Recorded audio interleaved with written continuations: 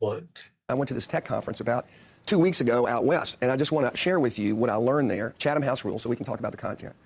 AI clearly poses an imminent threat, security threat, imminent, in our lifetimes to humanity. And that was the one that really, really got me When going. you say imminent threat, what do you mean? Kind of about halfway through, someone asked them on AI security. Well, what are you doing on AI security? And they said the competitive dynamic is so intense among the companies, and then geopolitically between Russia and China, that there's no agency, no ability to stop and say, maybe we should think about what actually we're creating and building here. And so, and the final question is, well, what are you doing about it? And he said, well, I'm buying 100 acres in the Midwest. I'm getting cattle and chickens, and I'm laying in provisions. And then he went on to say, I think it's going to take an accident where 50 to 100 million people die to make the world take the threat of this really seriously. Well, bro, is this like the race for like the atomic bomb, right? Like, you know how like all the countries were rushing to try and freaking get that shit made. Like, this is the modern atomic bomb.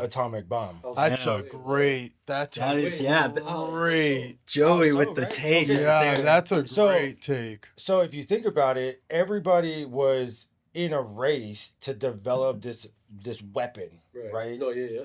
But it wasn't until the weapons was displayed publicly of what annihilation it can do to people and the humanity and the after effects of everything that all of these regulations, countries started to come together, treaties started to get signed of, okay, hey, we should pump the brakes and we should limit how much nuclear weapons we have.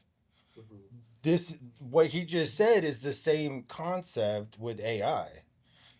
Like, it's going to take one thing for us to realize how dangerous it actually is. Okay. Yeah. That makes sense. Just like dropping an atomic bomb was the realization of how catastrophic it can actually be.